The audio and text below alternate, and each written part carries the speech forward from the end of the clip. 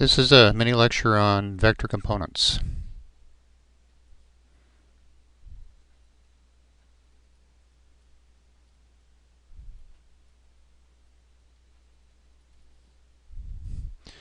Any vector,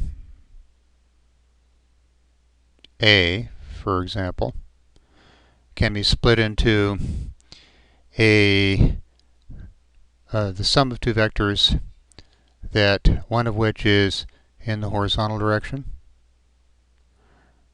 which we can call a sub x, and another vector in the vertical direction, which we can call a sub y.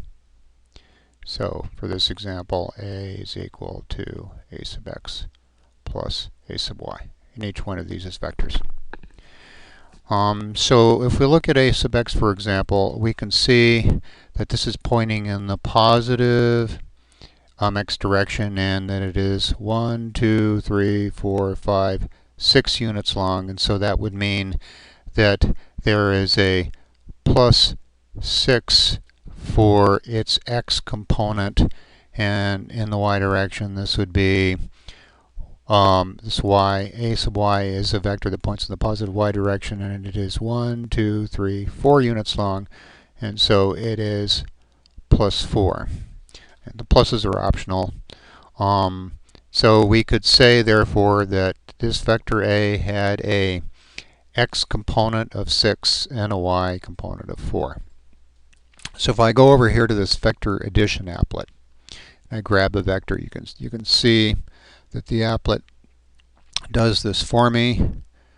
If I click on the appropriate style, you can see that this vector right here has an x component that is 10 units and a y component that is 15 units, plus 15. So if I take this vector now and I swing it down like this, now the x component is plus 10, the y component is minus 15 because it's going in the negative direction. If I swing this vector over here and I point it up like this,